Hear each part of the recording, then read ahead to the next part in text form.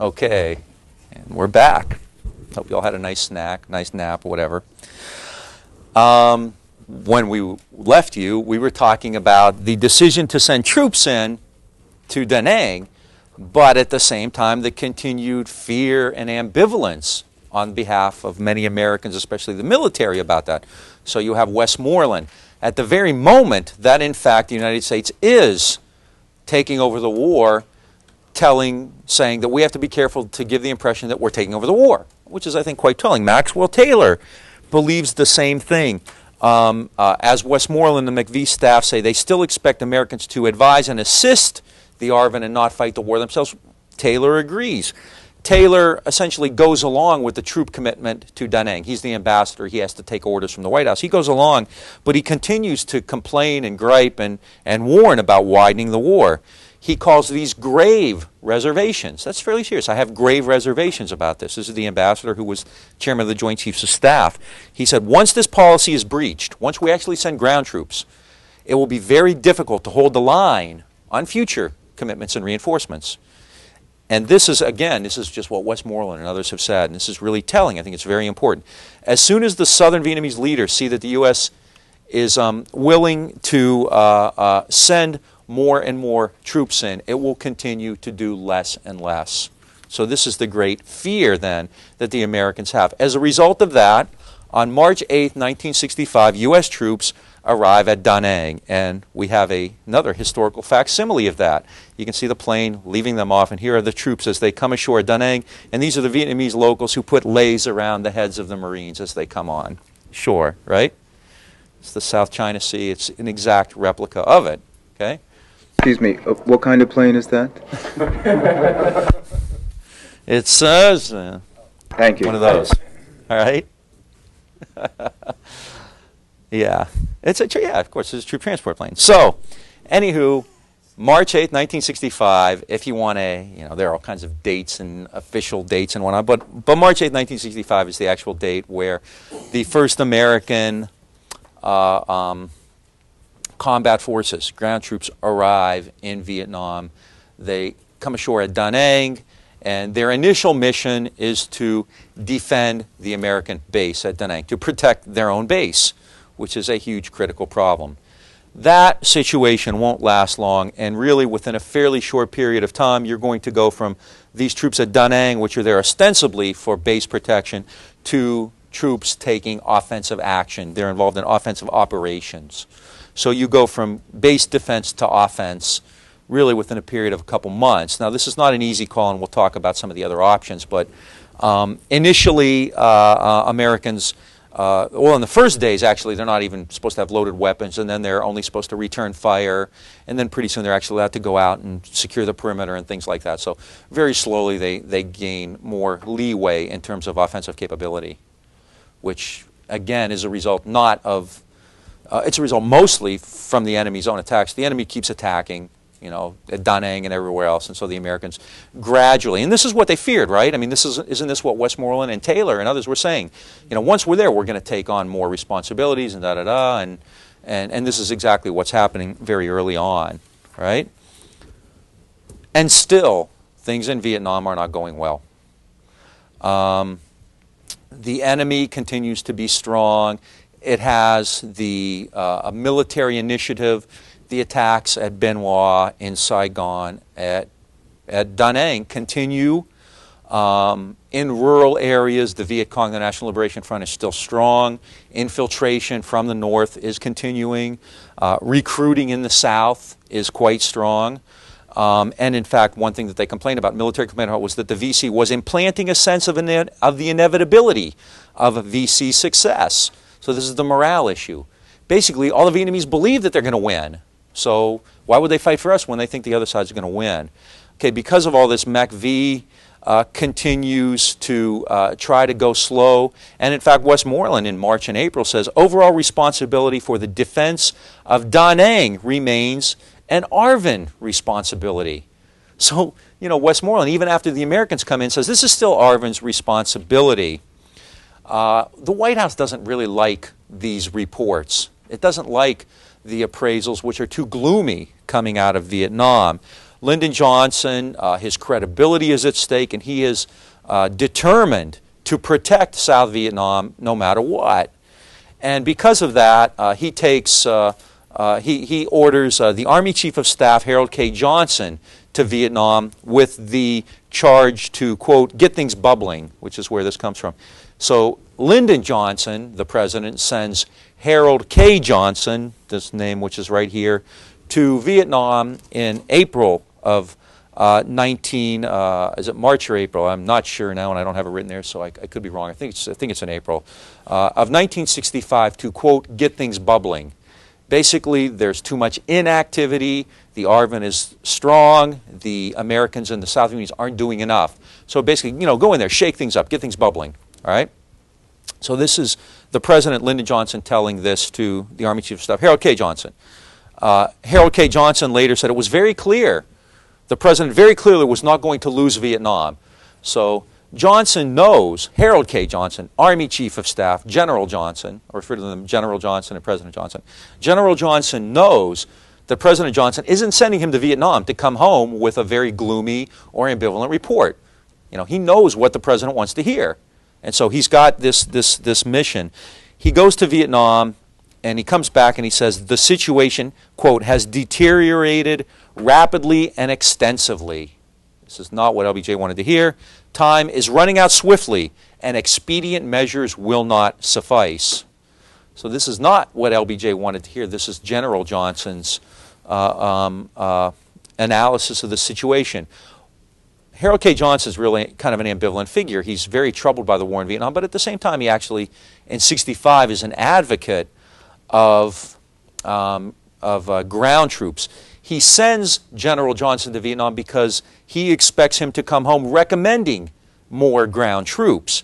And in fact, Johnson does that. General Johnson recommends that more American troops come to South Vietnam, either to take over all base protection. The ARVN was still charged with base protection. So General Johnson is saying, maybe we could just get the ARVN out fighting the enemy and we could take over base protection.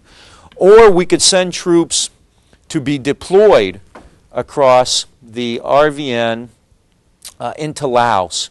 And this is what Johnson calls the Panhandle Plan, in the Panhandle here. So these are his ideas. Let's send more troops in. We can either take over, let the ARVN take over base protection, or send more troops in 4 divisions to protect Vietnam into Laos to the Mekong, the so-called Panhandle Plan, right? Yeah. What's the difference between a division and a battalion? What Division's a lot bigger. Division's about 40,000 troops. Battalion would be... In those days, probably about 2,500. Okay.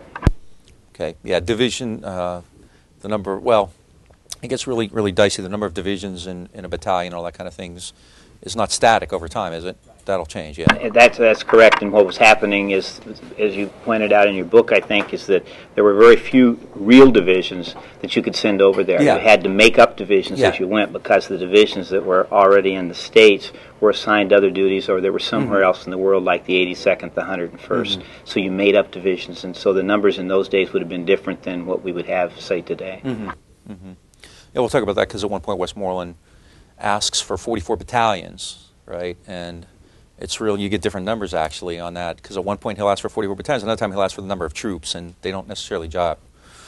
So this is what Johnson does. It's kind of ironic, in fact, that Johnson, here General Johnson, becomes kind of the troop guy, the combat troop guy, and this is in March actually, not in April. General Johnson actually had just told reporters from the New York Times that he feared that Vietnam was, quote, Korea all over again. We talked earlier about Korea, and believed that the United States was going to find itself really kind of tied down. General Johnson has no great desire to go to war in Vietnam. He also predicted that this war would be very big and last a long time. General Harold K. Johnson said that just to protect Pleiku would require 15,000 American troops. And the Central Highlands is not really a critical area. I mean, Saigon is, or, you know, Da Nang, the DMZ might be, but Pleiku really isn't. In fact, Johnson tries to kind of tell Westmoreland he's being too optimistic. Westmoreland's very strange. He's all over the place, as I said. On one hand, he's saying we don't want combat troops, and then he's saying, yeah, we'll take them, but we don't want them, the ARVN, to think we're taking over. But when General Johnson is in Saigon, Westmoreland says, we're ready, sir, and Johnson says, no, you're not.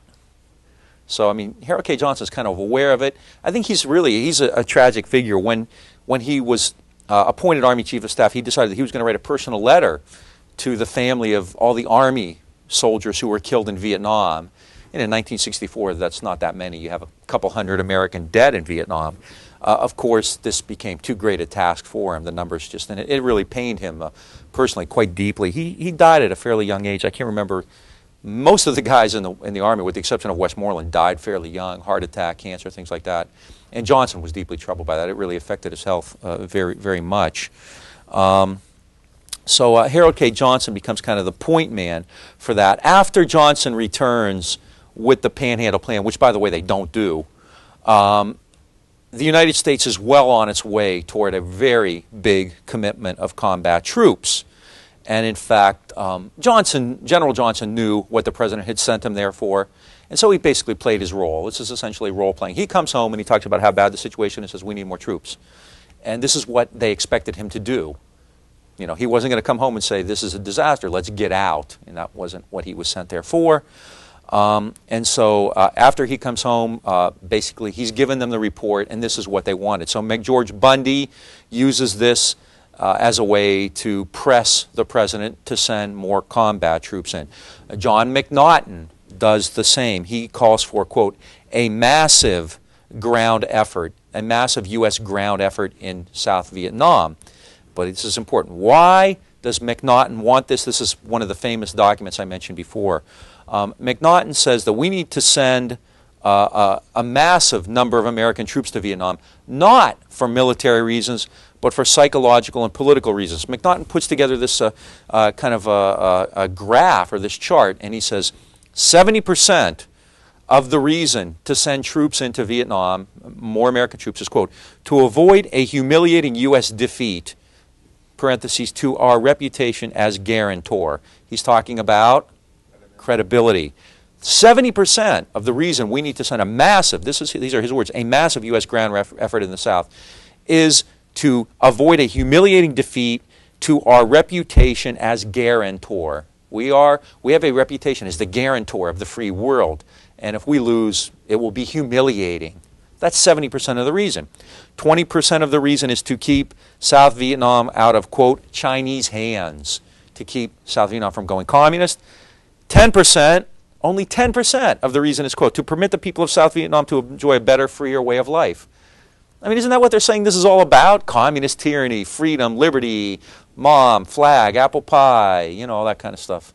Jack Benny, the Jackie Gleason show. And McNaughton saying, well, 10% is to give these people a better way of life, right? 70% is because our credibility is at stake. And because of that, we have to send a massive effort in. McNaughton is fairly typical. The White House has already decided what it's going to do. Harold K. Johnson wasn't sent to Vietnam to make an open-minded, you know, I mean, he did. I'm not questioning Harold K. Johnson's integrity. The point was they sent him there because they knew what he'd come back with, and he went there knowing what they wanted. It was a minuet, you know. And so Harold K. Johnson comes back. The White House has already made up its mind, just as it did before Play Coup, you know. Harold K. Johnson's trip was like a streetcar. You know, there are a lot of streetcars at this point in the war. The White House has already politically decided that it will not lose in Vietnam.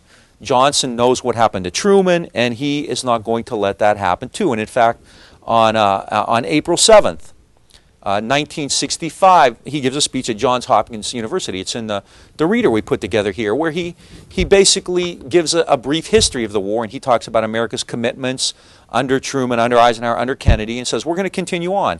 He says, basically says America's credibility is on the line. We've promised to survive and to save South Vietnam, and we will keep that promise. He says, we will not be defeated. We will not grow tired. We will not withdraw.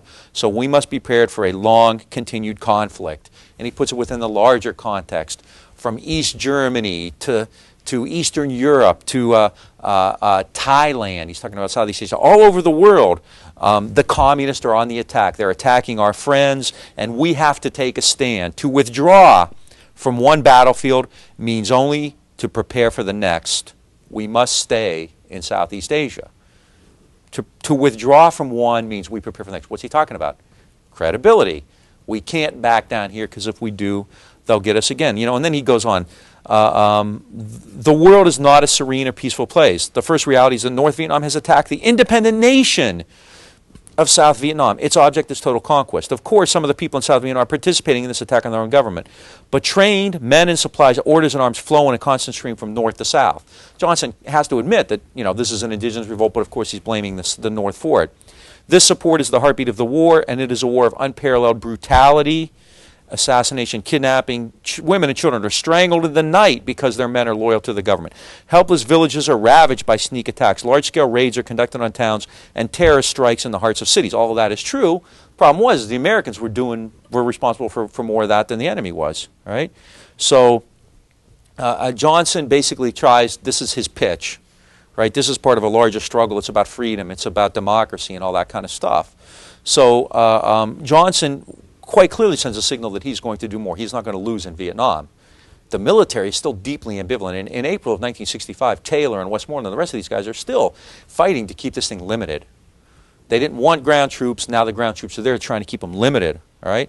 So Maxwell Taylor especially says that you know, why is it so hard to fight the air war, for example, to get more air power when the Marines come ashore, you know, at the snap of a finger.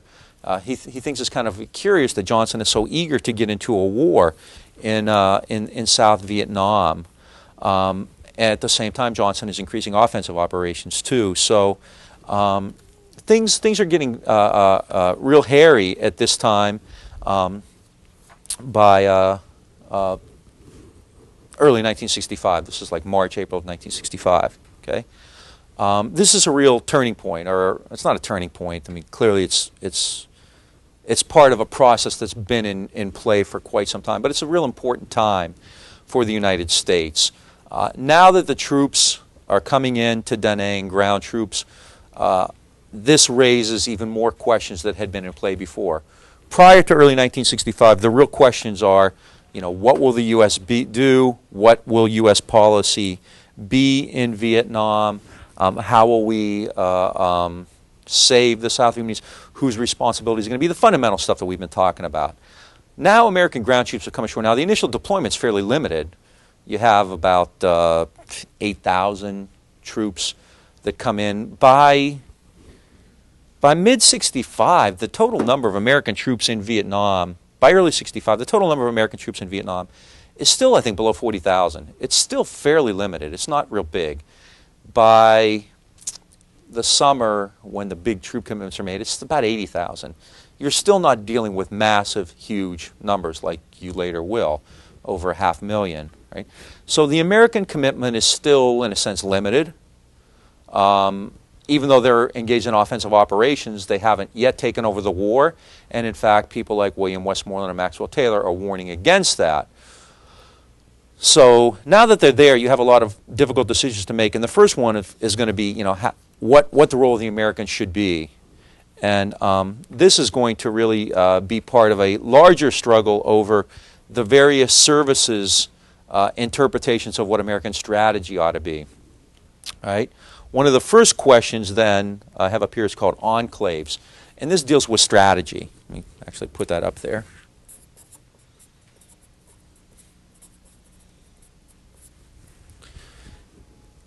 The American troops get to Da Nang, and initially they're supposed to defend the base at Da Nang. Right? Within a few weeks, Westmoreland gives them more offensive responsibilities where they actually will go out and engage the enemy. This creates real tension and real fear because there are American officials who, especially military officials, who do not want the Americans to do that for reasons that Westmoreland and Taylor have already suggested, that the Vietnamese will do even less as we take over. So they're advocating that the United States establish enclaves. What's an enclave? An enclave would be an area on the coast where you would have an American base with American soldiers, ground combat forces, but they would do not much more than protect the American installations there. And they're calling for a series of enclaves along the coast.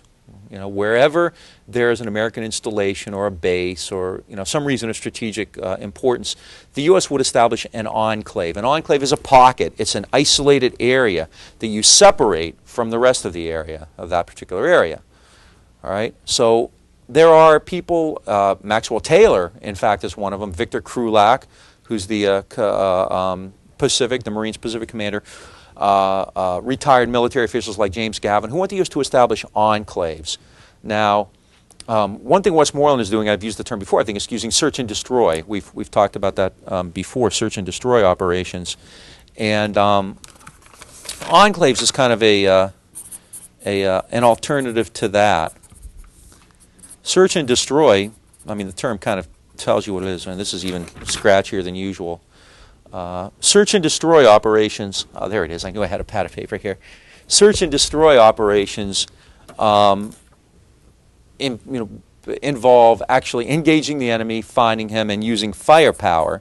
Enclaves is a defensive strategy. Okay, search and destroy is offensive. Enclaves clearly is more of a defensive strategy. It involves protecting a particular area, but not going beyond that area. Right? Now, Maxwell Taylor, Victor Krulak, Wallace Green, who was the Marine Commandant, Admiral Sharp, who was the Pacific Commander, believed that if you establish enclaves, you can focus on the number one task, which would be, what's the number one task as far as a lot of these people are concerned in Vietnam? It's to build up the ARVN. It's to train the ARVN, build them up, and protect American installations. They believe that American troops in Vietnam should have basically the principal and almost only goal of protecting American installations, not engaging the enemy. So as far as they're concerned, the U.S. needs to protect American installations, protect U.S. bases, let's say, and the ARVN will, I'll put this down and take on enemy. I'll put this down in kind of equation form here. It's fairly simple, but this is kind of the reasoning here. All right. People like Westmoreland and Taylor believe the U.S. ought to protect U.S. bases. That's why American troops are sent to Da Nang and elsewhere. They are there for the defensive purpose of protecting American installations. Who should actually take on the enemy? The ARVN should. Why are we sending troops there? To free up the ARVN. The ARVN won't have to protect bases anymore. They can fight the Viet Cong. All right? The U.S. goal is not, the U.S. objective, or the U.S. mission should not be to actually fight against guerrillas. This is what Westmoreland and others say. But again, they're not really calling the shots. Lyndon Johnson and the civilians are, so this doesn't get very far. Instead of developing an enclave strategy, the United States will conduct a more aggressive war with more troops. And this speaks even more broadly to the debate over the American strategy in Vietnam. At the outset of the ground war, just as the military had been divided and the military and the civilians had different opinions, up to this time they continue to do so. They continue to debate whether the U.S. ought to be involved in simply advising and building up the ARVN or taking over more responsibility. In the end, they basically conclude that if the U.S. forces in Vietnam simply stay in enclaves and protect their own bases, all right, what's going to happen? What's the ARVN going to do? They're not going to fight. They're not going to do what they have to do. They're not aggressive enough. They don't have the initiative. They're not secure enough politically to do so. So in the end, the people who advocate enclaves don't have a chance. They're fighting a losing battle. Just as those who advocate pacification, which is part of enclaves, don't have a chance. Right? The idea of winning hearts and minds, like Kennedy talked about counterinsurgency with the Green Berets, that sounds good on paper. It's kind of romantic and it's a good game. But in effect, what they do is, as they often say, pay lip service to that. To actually pacify the country would require a massive commitment and a lot of time and effort. And can the Americans do that? Can the Americans pacify Vietnam? Not really. Who has to pacify Vietnam? The Vietnamese do. The Vietnamese themselves do. Can you send strangers in who look different, speak different, have a different culture, just are not part of Vietnam? I mean, there's a big difference between Americans and Vietnamese. We were talking at break, you know, it's in the United States, north and south, you know, a Yankee comes down here and tells you what to do, it's going to be hard. You're going to run into some trouble. So can you imagine an American going to Vietnam trying to pacify that country? Americans can't win the hearts and minds of the Vietnamese. The Vietnamese themselves have to do it. So this is part of the debate. We can't, you know, pacify a country, all right? What's the alternative? Taking over the war. You're looking at some pretty ugly alternatives. What's another alternative? Getting out? No one's talking about that. No one is seriously thinking about getting out. I mean, it's just really not on the table. Why? Because if we cut and run, what does that mean? Our credibility, we're weak, we've given up, we've not been able to face up to communist aggression. As far as LBJ is concerned, it means he lost Vietnam, he's going to get beaten up at home, people like Nixon and others are going to pound him. So he's looking at some pretty negative options no matter how you look at it. And so the Americans have to figure out what to do. The situation in Vietnam is not getting any better. The VC, in fact, by April, are again on the verge of victory. I mean, this is fairly common. In fact, the Army's own history says that VC success, this is in April of '65, has reached the point where, regardless of U.S. action against North Vietnam, the RVN would fall apart. So again, this is the Army line. These air attacks on the North aren't doing any good. And no matter what you do, the situation in the South has deteriorated so badly that the government may simply fall apart there, right? Wallace Green talks to some of his junior officers who tell him that the Marine Corps is overcommitted and we are unable to meet any kind of challenge in the Atlantic area. You have us bogged down in Vietnam, which isn't important to us, and we can't defend Europe, which is far more important to us. Arthur Collins, who's an Army general, said that we're going to nibble away at this Vietnamese problem until the South Vietnamese have no will to fight. We're going to take over bit by bit by bit by bit, and pretty soon they're going to quit fighting and leave us there. All right. So a lot of these Army officers, not junior officers, but not necessarily at the top level either, are really against a big commitment, especially a ground troop commitment to Vietnam. But they get nowhere. People like Arthur Collins of the Marines get nowhere. The U.S. has passed the point of no return. When was the point of no return? I don't know. I mean, you know, you guys can debate that. That'd be a good exam question. When was the point of no return in Vietnam? September 2nd, 1945, Geneva in 54, Kennedy, LBJ, Rolling Thunder, ground troops, Tonkin, who knows? I mean, but clearly it's there by 1965. Personally, I think it probably happened much earlier. I think I mentioned this. During the Kennedy years, the U.S. maybe could have pulled back. 1961, it's not a big issue. It's not terribly important, but after that, I don't see any point where they could. And clearly, by the spring of 1965, no way. They've really gone in too deep. The ante is too much. They keep anteing up, and so there's really no way out. All right? So the Americans so far are making a negligible impact. Rolling Thunder is not succeeding a great deal. The Marines at Da Nang are barely able to protect the base, actually, and offensive operations really aren't doing any good. The ARVN still has to, you know, kind of get its act together. It's not a pretty picture as Americans look at it in April, May of 1965. All right? And making matters worse, Harold K. Johnson, General Johnson, when he returns, says, we're probably going to end up committing 500,000 troops for at least 5 years here. And people are stunned because no one's thinking along those lines. It was quite prophetic, wasn't he? Because it was actually 500,000 troops, and it was a lot less than 5 years. It actually occurs in just 2.5 years. But when Johnson says this, you know, he's being very candid. People said, oh, come on, that's impossible. We never thought of that, all right? So Harold K. Johnson believes that air power is not going to work, and just to develop a successful strategy of holding off the insurgency is going to require 500,000 troops, right? LBJ hears all this. One thing about LBJ, people would later say that, you know, everyone was unduly optimistic and they were looking at the war through rose-colored glasses. That's not true at all. That's absolutely not true, because at every point along the way, LBJ knew what he was getting into. And so even though he hears these terrible reports coming out of Vietnam, he hears people saying, look, we should have enclaves because if we conduct search and destroy operations, we're going to get killed. He hears all this. Despite that, he maintains his commitment to Vietnam. He's not looking at the war through rose-colored glasses. He's not being duped. I mean, later people who defended LBJ would say, well, he was lied to. The military never played it straight with him. That's not true either. He was quite clear on what was happening, and he continued to stay the course in Vietnam. And so he sends more troops in April and May of 1965. Okay?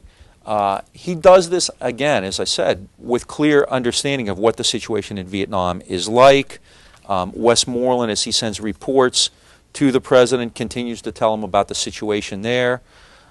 Johnson is concerned that a commitment to Vietnam will undermine things he's trying to do at home, the Great Society and welfare legislation, civil rights legislation, which we'll talk more about later. But he's not gonna back down, right? He's afraid that if he appears weak with regard to Vietnam, conservatives will attack him and they will withhold funding for Vietnam.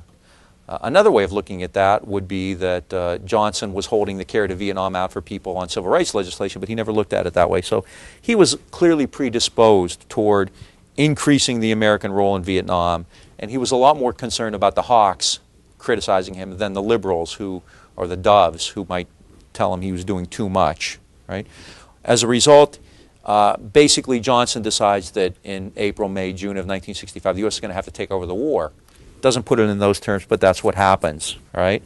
And he does this again with a clear recognition of what's going on. This is fairly intricate here, but this is really a critical period.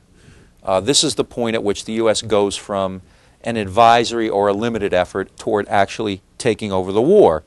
And you see again that it's the administration's being way ahead. The administration is far more aggressive than anybody else's. Johnson, Bundy, McNamara, they're all dealing with this question of more troops, right? And there's a consensus that that's what we're going to have to do. Enclaves, pacification, those are nice ideas, but they're not likely to really cut it. So in the end, we're going to have to take an aggressive role, and we're going to require more troops. And what will those troops do? Increasingly, they will take offensive action. Rolling Thunder hasn't made a huge difference. There's a great deal of doubt, especially from the Army, about air power.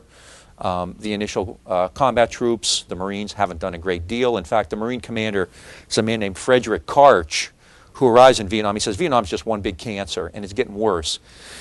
Karch talks about the problems he's running into, how the local population doesn't really like having the Marines there, how the ARVN isn't terribly effective or popular, so that hasn't really made a difference. So it's pretty clear then by the spring of '65 that the U.S. is going to have to do more and more and more, send more combat troops in if they're going to have any impact at all in trying to confront the NLF and the Viet Cong. Right? So the U.S. begins to lay the groundwork then for a larger commitment in Vietnam, including offensive forces with a greater offensive capability.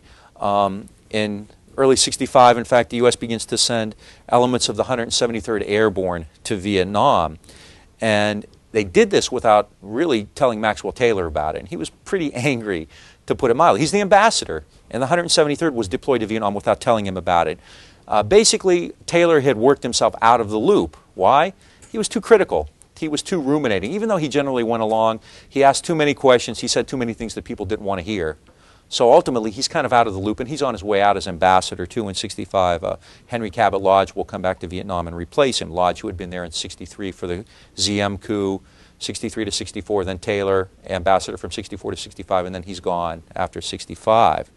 Taylor finds it, as he puts it, quote, difficult to understand why Johnson wants to send offensive forces in.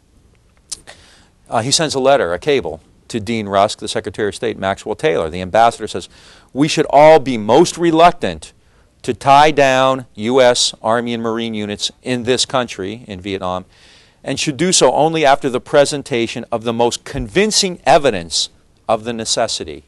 This is the ambassador, who is a very well-known military man. He he's the ambassador, but obviously he doesn't lose his military knowledge when he does that. So he's speaking from that perspective. We should be most reluctant to tie down our forces and do so only after presentation of the most convincing evidence of the necessity of it. This is real late in the game. I mean, we're talking April of '65, and Taylor's still trying to fight it off. He says America's first objective in sending in ground troops was met when we sent the troops to Da Nang, but we don't need to do any more than that. Reinforcement is a disaster. It will only let the Vietnamese off the hook even more. All right? And if we continue to find reasons to send more troops in, then pretty soon the deployments will become limitless and will never stop. The mounting number of foreign troops, Taylor says, the mounting number of foreign troops, by this he means, of course, American troops. The mounting number of American troops may sap the GVN, the South Vietnamese Initiative, and turn a defense of the homeland into what appears to be a foreign war. And again, this is one of those things where I said we're going into detail, but that's a quote we're saying again. This is April 1965, after the Marines have landed at Da Nang. Rolling Thunder is going. And Ambassador General Maxwell Taylor says, the mounting number of American troops may sap the South Vietnamese Initiative and turn a defense of the homeland into what appears to be a foreign war. The U.S. is going to take over, and no longer will it be the South Vietnamese fighting for independence. It'll just simply be the Americans. Will be no different than the French. Taylor goes on. There will be tension between the Vietnamese and, quote, their white allies. There are racial aspects to this that people aren't thinking about, is what Taylor is saying. And if we continue to intervene, then the Chinese and the Soviet Union will continue to support Ho even more. Right? It doesn't get anywhere.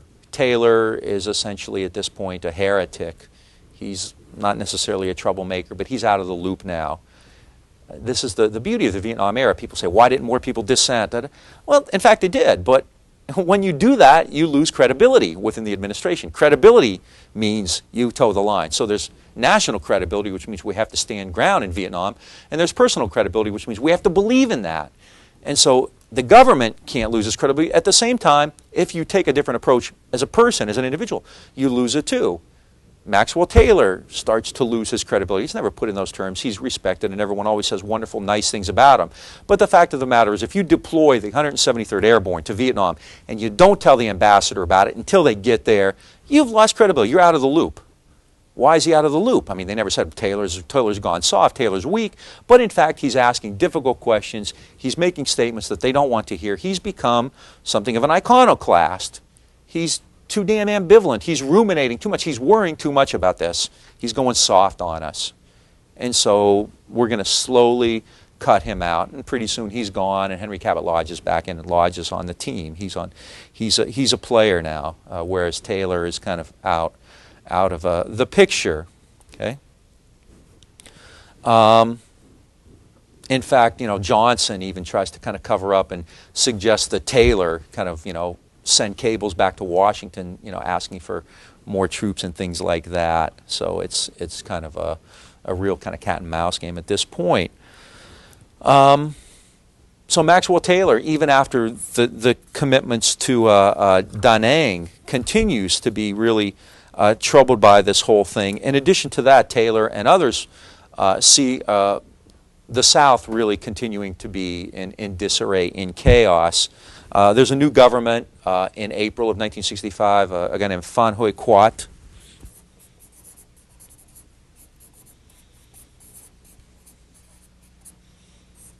Phan Huy Quat. I don't ever try to remember all these. It's impossible. I don't have that. I think I showed you last week that list of the various South Vietnamese governments, which is just so long, right? People in America, McGeorge Bundy and others, people in the administration are concerned that Quat's government is kind of unstable, and Taylor finally says, leave him alone, give him a chance to succeed. He says, in fact, that South Vietnam might survive unless, quote, helped to death. We may help them to death. And this is part of that whole fear of the U.S. taking over, the U.S. doing too much. And the South Vietnamese always resent this. Phan Huy Quat did, just like Diem did, just like Duong Van Minh did, just like Nguyen Con did. There's a real reluctance, even among those Vietnamese who support the Americans, to have the Americans come in and do too much, right? And so Taylor is aware of that. At the same time, he understands that Johnson's going to get his way. By April of 65, then Maxwell Taylor, who I think is really important, he's not stressed a great deal in studies of Vietnam, but in fact I think he's terribly important. Why isn't he stressed? Because he wasn't important. He lost. I mean, he lost the policy battles. Taylor did not get his way. He did not want America to take over the war. He didn't want American combat troops to come into Vietnam. But at the same time, I think the fact that this guy, who was a well-known and respected military man, he was the commander of the 8th Army in Korea. He was the Army Chief of Staff. He was chairman of the Joint Chiefs of Staff. And he was the ambassador to South Vietnam. And this is a guy with quite a resume. And I think it's really telling that he never broke. He continued to have these grave doubts and reservations. Right? But as I said before, the problem with Taylor is he was a team player as well. Taylor was a bureaucrat and a professional soldier and a politician, probably more than being a warrior. And he never did what Ridgway had done or what others had done and say, look, this is ridiculous, we can't do it. He would fight, he continued to fight, but he would always go along in the end. He would always, just remain a team player. And he continued to obey directions, even though he disagreed with them. So he was on the team. Right? He had that kind of ethic, that ethic that you obey orders even if you don't agree with them, to the point where he really had deep misgivings but didn't voice them publicly or anything like that. But it was clear, too, that he was on the outs and his influence was waning. And he's finally out in mid-65. Now, it's interesting because later Taylor was interviewed and he essentially put the blame on LBJ's shoulders. He said the president, quote, had been egging on the JCS all along for a major introduction of U.S. ground forces. This is, again, the administration's aggression, which I mentioned earlier. So Taylor says, this is Taylor complaining about Lyndon Johnson. He says, President Johnson, quote, was the fellow with the black snake whip behind the chiefs of staff saying, let's get going now. He did all this behind my back. Once he made his decision, he couldn't get going fast enough. This is Taylor, Joint Chiefs of Staff Chair and Ambassador, talking about LBJ, the President. He's the fellow with the black snake whip saying, let's get going now. He did all this behind my back. Once he made a decision, he couldn't get going fast enough. Is that his memoirs? Or? That's an interview, actually. I think it was an interview. It's not in the book. It's not in Swords or Plowshares. I don't have the notes here, but I'm pretty sure, as I recall, it was in an interview. And again, that's pretty damning coming from Maxwell Taylor, basically saying Johnson had been egging us on all along. Now, you might say, well, he's trying to avoid blame after the fact, but when you look at the documents from what Taylor was saying at the time, it's true. Taylor was deeply concerned, deeply ambivalent about this whole thing. All right, so in April of 65 then, I mean, things aren't going well, yet the United States is only going to do more. Here we go. The U.S. has about 33,000 troops in country at the time. All right. And Robert McNamara and others are quite willing to do more. McNamara and Lyndon Johnson and Bundy are making plans then to send more American troops to Vietnam. There are about 33,000 in country, and the White House recommends that about 80,000 Americans end up in Vietnam. So there are plans now to go from 33,000 to about 80,000. And all of these soldiers will be used in ground operations in the South. And Maxwell Taylor, instead of saying this is crazy, finally jumps on board and becomes a team player. Right? At the same time, though, Taylor tells McNamara, however successful we are, and Taylor says, however successful we are, it is still going to take a long time to win. And I'm fearful that the nation at large may not have the required patience. So even though he's now on board, he still is pessimistic about it. William Westmoreland, the commander, things get real hectic at this point. William Westmoreland, the commander, decides that he can't do it with what he has, so he asks for more troops. Okay?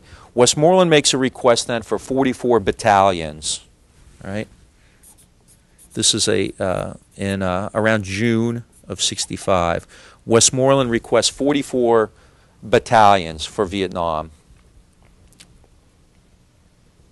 Right.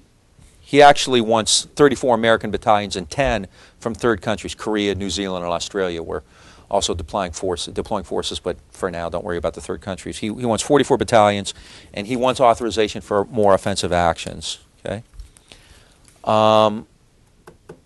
Westmoreland's request really is big because it's more than a request for troops, for 44 battalions.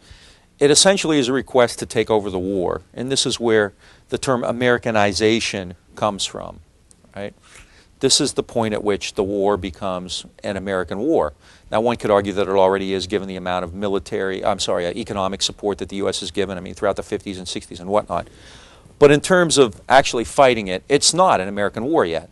The Americans are fighting the air war, there are American advisors, but there are a tremendously greater number of ARVN troops. You mentioned that Westmoreland requested ROC troops, Korean troops, New Zealand, Australia. Yeah.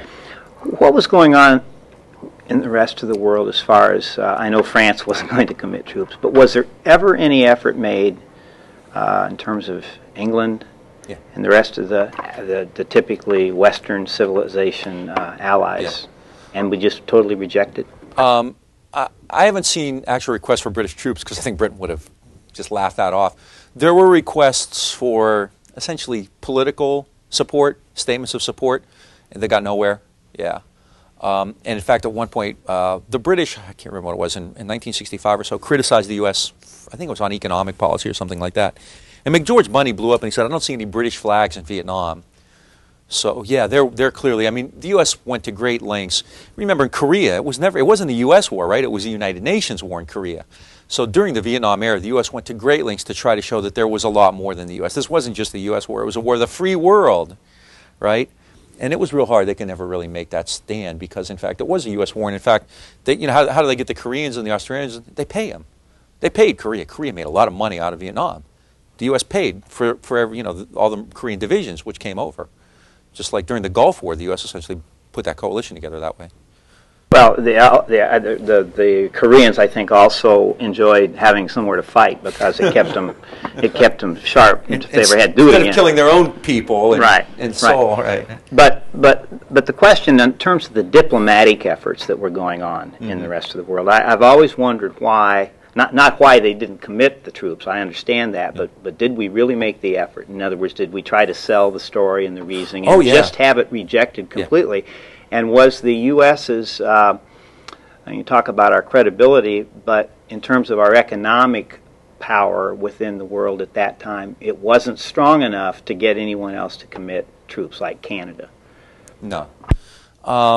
In fact, after Taylor leaves the embassy, he becomes kind of a spokesman and kind of an ambassador at large type, actually, although that's not his title.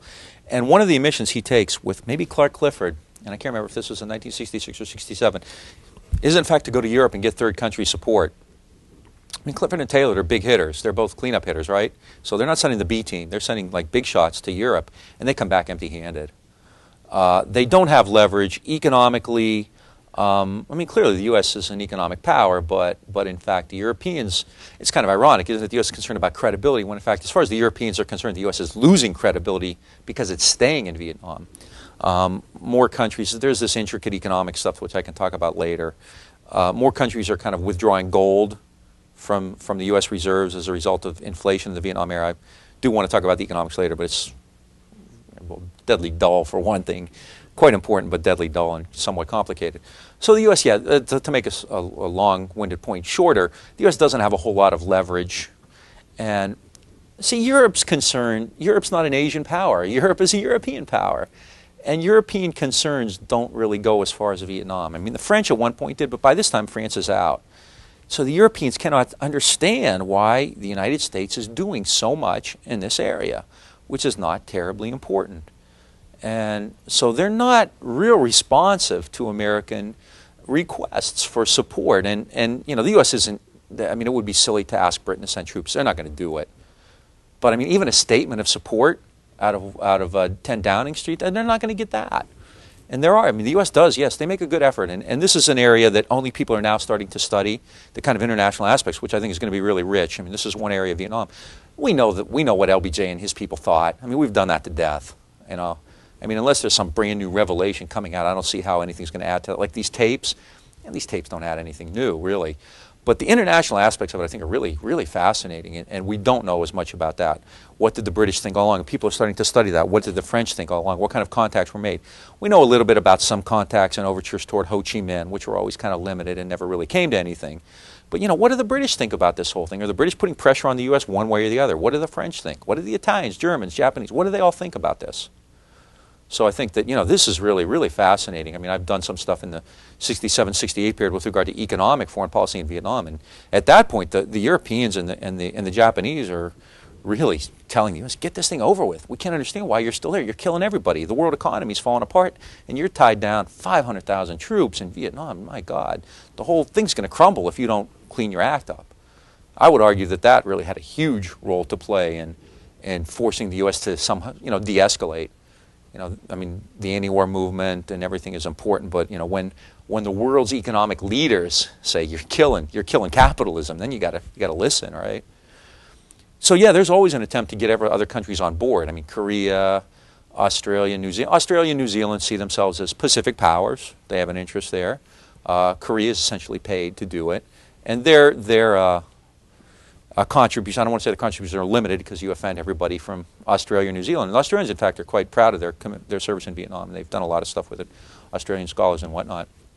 But it's never, ever what Johnson would have wanted. I mean, Johnson really, it was very important for him to make this appear not to be an American war, but in fact a free world war.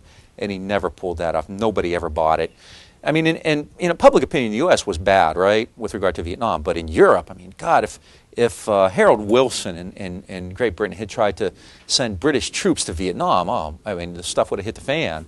Or, you know, well, obviously de Gaulle wasn't inclined to do that, but the French wouldn't have stood for that. You know, so there's no way they're going to pull that off. And they can't even get statements of support. So, in fact, you know, among the social democracies of Europe, there's condemnation. People like Olof Palme, who was the Swedish prime minister, later compares, you know, like Nixon to Hitler. You know, the Pope condemns certain aspects of the war. I mean, the U.S. is real hard-pressed to make this one, to sell this one. And this is a real big problem, too. World War II is fairly easy, right? You don't need to be on Madison Avenue to make this look like the good war. Vietnam, the U.S. is in the role of the aggressor. This is a period of liberation throughout the world, in Africa, in Asia, and elsewhere. And the U.S. has become the force of counter-revolution. The U.S. is now the defender of the status quo, of the old regime, as it were. This is the way, you know, throughout the world, you know, young people are being emboldened, you know, by these revolutionary movements or these liberation movements throughout. You know, Castro and Che Guevara, Kwame Nkrumah and Patrice Lumumba, Mao Zedong and Ho Chi Minh, Frantz Fanon. You know, guys are carrying the you know, the little red book in their back pocket.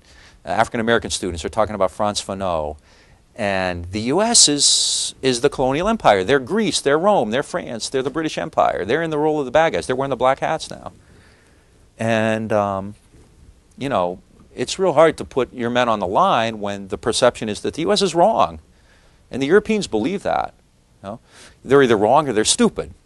You know, they're either wrong, they're immoral for being there, or they're stupid for being there. Either way, you know, Europe really can't make a sell on this, and they're not interested in it. So Johnson really is going solo on this, and he understands that. And Westmoreland understood that politically you had to try to make this look like a, you know, a mixed force. And so he does, when he asks for 44 battalions, try to make it appear that, you know, this is going to be an international force, but in fact it's an American war, and everybody understands that.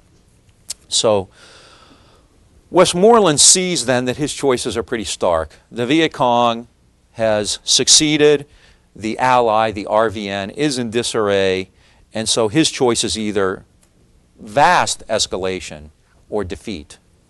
He doesn't believe that piecemeal, graduated efforts can succeed any longer. All right? So they're either going to have to go all out now or it's all over. Right? So American officers then, their own credibility is on the line just like the national credibility is on the line, right? And they're afraid they're going to be blamed if this thing goes bad. So American officers, even though they understand the risks of taking over the war, not only accept the administration's aggression, the White House's determination that the war has to expand, but actually request even more than Johnson himself had envisioned. Johnson wasn't thinking of 44 battalions. He's thinking maybe 50,000 troops. 44 battalions is going to be ultimately about 125,000 Right? Johnson's not thinking that big yet. But the White House, the military essentially says, well, if this is your decision, you want to take this all the way, you want to make sure you win, then you're going to give us all of this stuff. You're going to give us 44 battalions, right? Do they think that 44 battalions will make a difference? I'm not sure. I, in fact, would argue, I do argue, that, in fact, they continue to have misgivings. But if you ask LBJ for X, Y, and Z, and he doesn't give it to you, then you can say, well, he made us fight shorthanded, or that kind of thing. So I think there's a political aspect to this as well. There's a great deal of misgiving and mistrust at this point, which is really important, between the civilian and military leaders. Earl Wheeler, the chairman of the Joint Chiefs of Staff, talks about over-control and over-management by the civilians, and says, we have our hands tied by theorists at higher headquarters. David McDonald, the chief of naval operations, says, the president's going to leave office after this is all over, and the only group left answerable for the war will be the military. So they're afraid they're going to lose. So things are really getting dicey here. Admiral Sharp says, remember, if you commit forces to offensive action, you can do that, but there will be grave political implications involved if sizable U.S. forces are committed for the first time and suffer a defeat. So everybody's concerned. You know, they're asking for these troops. Are they asking for them as a way to ensure victory? I don't think so. I think they're asking for them as a way to cover themselves politically, to make sure that, as Jack Valenti said a year earlier, in the event of some kind of flapper investigation, they're covered too. They're covering their flanks as well. So this kind of political maneuvering is quite common. And this is the backdrop to another trip by McNamara, who travels to Vietnam in July of 65. This is all, as I said, this is a really hectic time. In July of 65, McNamara goes to Saigon. Now, Westmoreland has already asked for the 44 battalions, and McNamara's job essentially is to go there and figure out whether they should agree to Westmoreland's proposal. Westmoreland has kind of trumped them by asking for more than Johnson wanted. Johnson thought that he'd ask for about 50,000 troops, and Westmoreland actually asks for more than that, so he sends McNamara to Vietnam. I would argue that the decision was already made. They were going to get whatever they wanted. But nonetheless, he sends McNamara to Vietnam, and McNamara returns, and he advises that the 44 battalions be accepted. He believes that the war in Vietnam has reached a crucial phase, and that the Americans are now in a position where they either have to send in troops or give up. Right? Johnson is predisposed to do that. He says at a press conference publicly, American manpower is increasing and will continue to do so. Whatever is required, I am sure will be supplied. John McNaughton says, let's send in whatever we have. I think we should send in even 400,000 troops, even though that'll give us just a 50% chance of success. So McNaughton, again, playing the credibility card. So this is all occurring at the same time as McNamara goes to Vietnam in July of 1965. The U.S. is clearly headed to a wider war. All right. McNamara returns with the suggestion that Johnson approve Westmoreland's proposal for 44 battalions. Despite that recommendation, he thinks that things in Vietnam are terrible. He has a very sobering time when he's in Saigon in July of 65. Infiltration in the South continues. In addition to that, even though it continued, it was actually fairly limited. Infiltration into South accounted for about 14 tons of supplies daily. Now that sounds like a lot, 14 tons. That's 28,000 pounds. But when you think of, what the scope of the opposition in the South, that's not very much. So, McNamara is kind of hit with a double whammy. On one hand, yeah, they're continuing to infiltrate, and on two, that infiltration isn't really important, meaning where's the source of VC support? It's actually in the South. It's not coming from the North. If the North is only sending 14 tons of supplies a day into South Vietnam, it means that they're getting a tremendously greater number of supplies internally from villagers especially. So this is really a slap of cold water. It means that what the U.S. has tried to do so far has failed. The U.S. cannot prevent the people of South Vietnam from supporting the Viet Cong. And that's pretty damning again. So What does this mean with regard to the air war and cutting off infiltration? Doesn't mean much. He says we have a very small chance of upsetting infiltration with the air war, because even if we shut it off, that's only 14 tons a day. It's not that important to them. Right? So to stop even this is McNamara's words, meager supplies coming into the South would require, quote, tremendous activities on the ground. Things are pretty bleak. To even stop this 14 tons, which is, according to McNamara, meager, will require a vast commitment of U.S. ground forces. Now you're all saying, oh my God, given this report, given what Westmoreland knew, given what McNamara knew, why did they go through with it all? Right? I mean, quite clearly, they could have looked at this and said, this is not worth it. You know, we don't have a chance here. They don't do that, right? And for reasons we've talked about, and who knows, all right? If the United States, however, does decide to send these ground troops in to cut off these meager supplies, you have great risks, right? Westmoreland says, if we do this, the chances of the Viet Cong standing up to fight us is questionable. They may be hard to find. So you do this, you send these American troops on the assumption that they're going to fight a war, right? But what if the enemy doesn't engage you? Then what do? Again, they know what they're up to. They go in nonetheless. Joseph McChristian, the intelligence chief, the intelligence commander from MACV, says that the Viet Cong can switch very easily between various phases. With 100,000 guerrillas, this is General McChristian, the VC can fight now and then return to the plow. They can fight us, they can go back to the farm. They can regroup. We can't do that. We're going to have these big units in there, these big troops, and we cannot create, we can't take the initiative. We can't create the conditions under which we're going to engage the enemy. McChristian says, and even if we do start sending the troops in, the enemy has over 1 million men and can increase its manpower pool at the rate of 100,000 a year. So if we start getting into the numbers game, we send in more and more and more and more, then they can do the same and they can do more of it. So Westmoreland, after asking for 44 battalions, says, I'm going to need more in 1966. In 1966, he's anticipating asking for 24 maneuver battalions. You don't have to get this all down, but it's just interesting.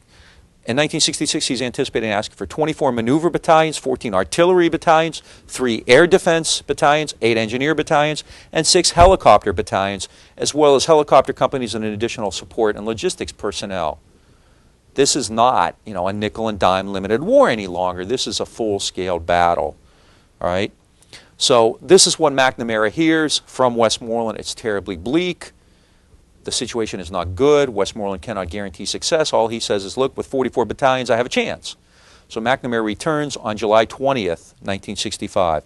From July 20th to July 27th, 28th is one of the most intense weeks in the entire war. There are hundreds and hundreds, if not thousands, of pages of documents with transcripts of all the meetings that were held at that time. And the interesting thing, I think, about that period is that everything was on the table.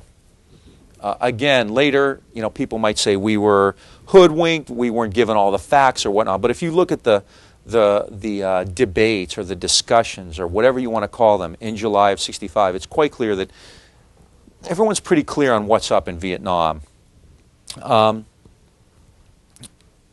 William Westmoreland is asking for a tremendously greater involvement. The Americans are aware of what that entails. He's asking for 44 battalions. In addition to that, he asks for the activation of the National Guard. This is an issue that's going to come back time and again. Westmoreland thinks that the National Guard ought to be activated, that the reserves ought to be activated. Also wants to recruit more Americans into the armed forces, extend draft calls, extend tour of duties. I think you had asked about that. That's not brought up very often, but this is one case where it was. Westmoreland believes that if he gets everything he asks for, he wants about, in fact, he wants the size of the armed forces increased by almost 400,000 via activation of reserves and recruiting. He believes if he gets everything he wants, he can conduct offensive operations. All right? So this is what McNamara comes back with.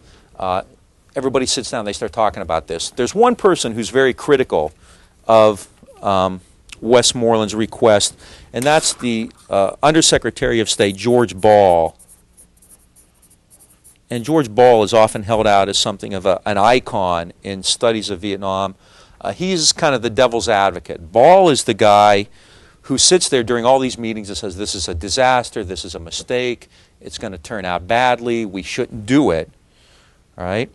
Ball talks about the amount of money that the U.S. is spending there,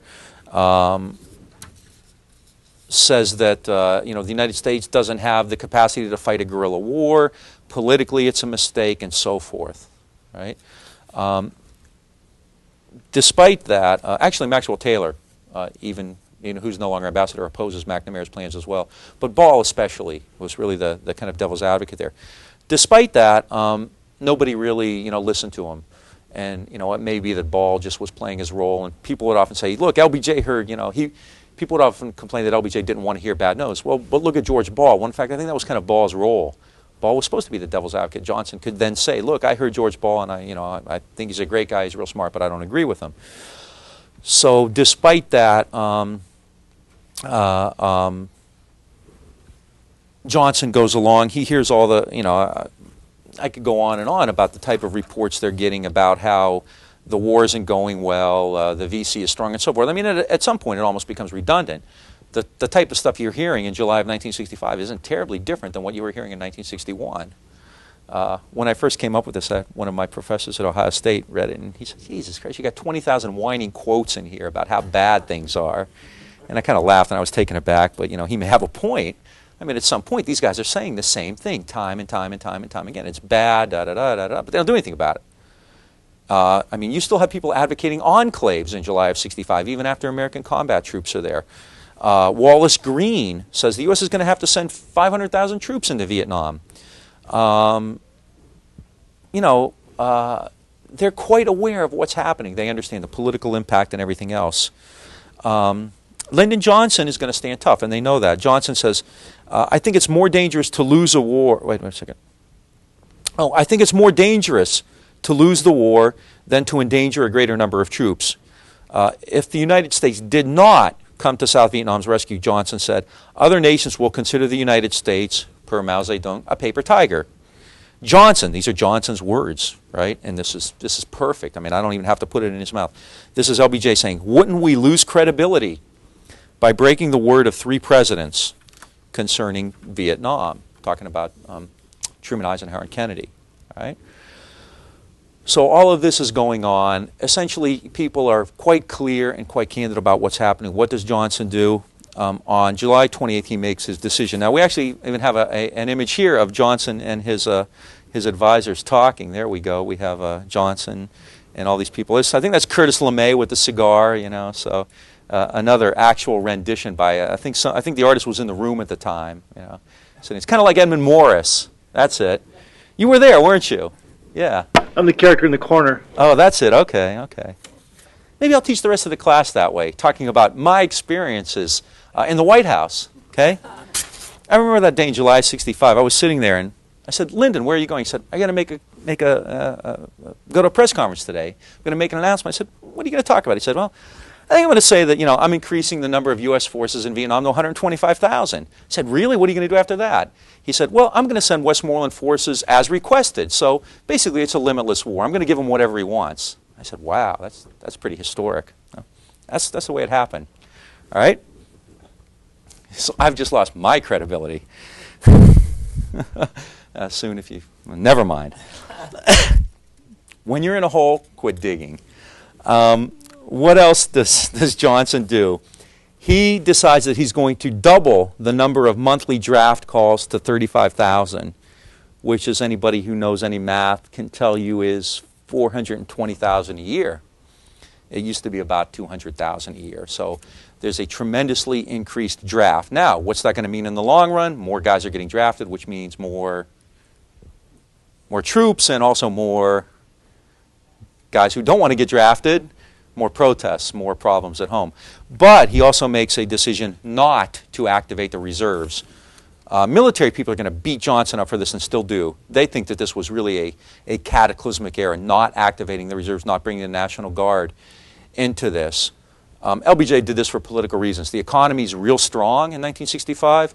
When you activate the Guard, I mean, you're taking people out of their jobs, away from their families, out of their home communities, putting them in uniform. That's a pretty big step. I mean, basically, what you're trying to do is convince the Americans that this Vietnam thing is not such a big deal and we got it taken care of. But if you start to see, you know, your dad or your neighbor or your boss go over, then you start to think, hey, this is a big deal. Johnson's trying to avoid that. He doesn't want to get the American people, you know, too upset and too worried. And basically, he's trying to keep this on the back burner because his #1 priority, of course, is going to be the Great Society and things like that. So Johnson does not activate the reserve.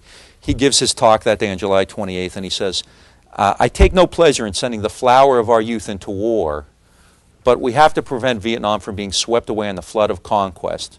For such reasons, we will stand in Vietnam.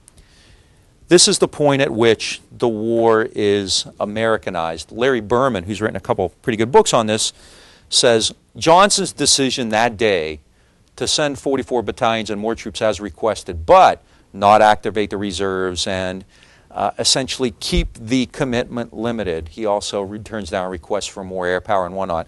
That means that Johnson, quote, decided to lose the war slowly. Right? Berman says that Johnson at that point realized that, and it doesn't mean that they sat there and said, we're going to lose the war slowly, but what he did in effect meant that the U.S. was going to lose the war slowly. Johnson was not willing to do absolutely everything. Now, Berman's not critical of that. I think Johnson couldn't have done everything they asked for. Had Johnson done everything they asked, it probably wouldn't have worked.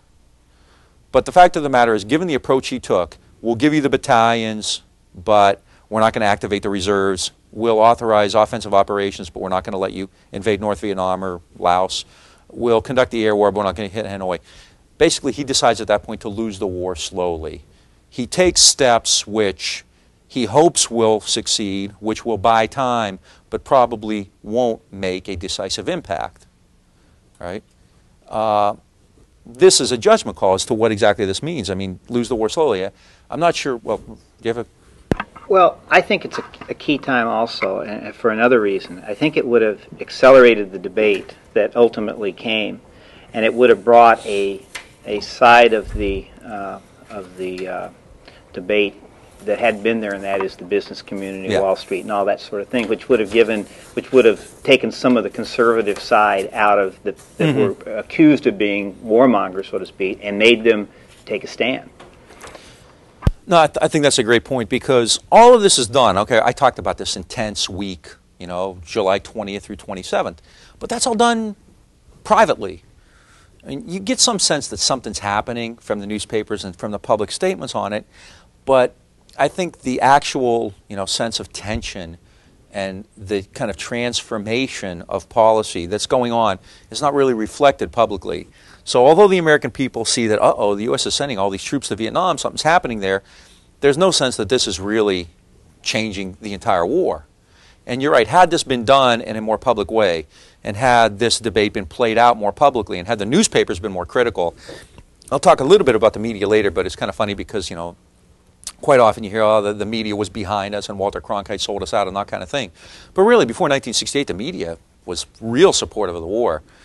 Had there been an open debate, yeah, you would have heard different voices. I mean, even at 65, there's still not much critique. Fulbright is starting to come out against it. But, I mean, the Kennedys, Bobby Kennedy and Teddy Kennedy, still support the war strongly.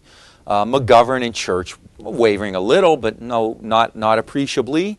I mean, so it's kind of Fulbright a little bit. Morrison Gruning still are, but, you know, they're nuts, right?